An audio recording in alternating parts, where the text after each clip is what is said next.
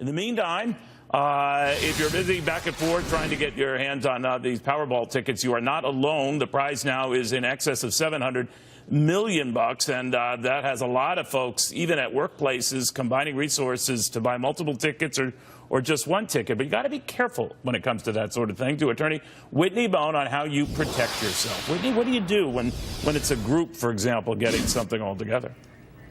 Well, you document, and you contract, and you do that on the front end before the winning numbers are announced. Because if you're trying to figure this out after the winning numbers are announced, people's bad sides are going to come out, and there's going to be problems that inevitably arise in the form of, I bought the ticket personally, it wasn't a ticket bought for the office, or I was supposed to be part of the pool and they're not including me now, or whoever bought tickets trying to run off with the money.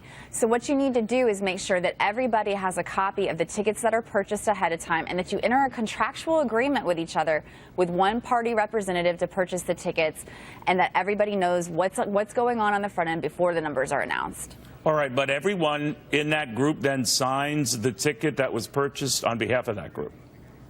No, what can happen is either you, and this is where having an attorney really matters, because if you end up having the winning numbers. Are you saying an attorney ahead of time?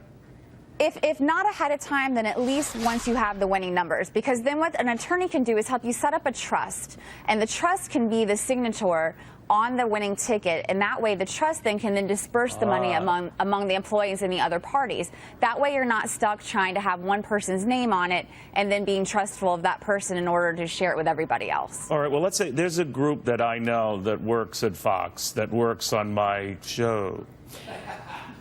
Allegedly. Right, allegedly. Believe me, if they win, they won't be tomorrow. But what is the obligation of the ticket purchaser on behalf of the group if the group comes back, she wins? I'm just saying she. I won't mention her name. The first name is Elise. But let's say she wins.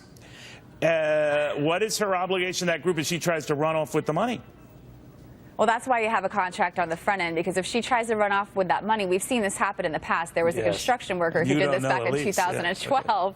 Yeah, Elise, don't go and try to say that you broke your foot and take off from work for a couple weeks while you go take the winning proceeds. There you go. No, that person has an obligation contractually. Elise has an obligation contractually, because you guys need to have a written contract setting this out ahead of time, that this is all for the group, and how it's going to be split up among the group as well. In other words, it should be set up ahead of time that if Elise is going to get 2/3 of the money. I set that contract up for them. Yeah, they know I get 90%. They split. So you get 90%.